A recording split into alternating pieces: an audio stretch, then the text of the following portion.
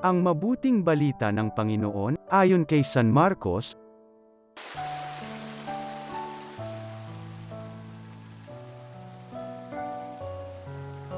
Noong panahong iyon, mula sa sinagoga, si Jesus ay nagtuloy sa bahay nina Andres at Simon.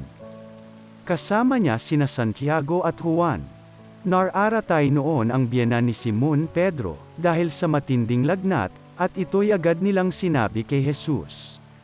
Nilapitan ni Jesus ang babae, hinawakan sa kamay at ibinangon. Noon di inibsan ito ng lagnat at naglingkod sa kanila. Pagkalubog ng araw, dinala kay Jesus ang lahat ng may sakit at ang mga inaalihan ng demonyo, at nagkatipon ang buong bayan sa may pintuan ng bahay.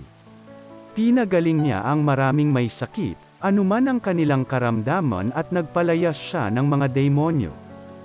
Hindi niya hinayaang magsalita ang mga ito, sapagkat alam nila kung sino siya. Madaling araw pa'y bumangon na si Jesus at nagtungo sa ilang napuok at nanalangin. Hinanap siya ni Simon at kanyang mga kasama. Nang siya'y matagpuan, sinabi nila, "Hinanap po kayo ng lahat." Ngunit sinabi ni Jesus, "Kailangang pumunta rin naman tayo sa mga kalapit bayan upang makaparangal ako roon. Ito ang dahilan ng pag-alis ko sa Capernaum." At nilibot niya ang buong Galilea, na nangangaral sa mga sinagoga at nagpapalayas ng mga demonyo.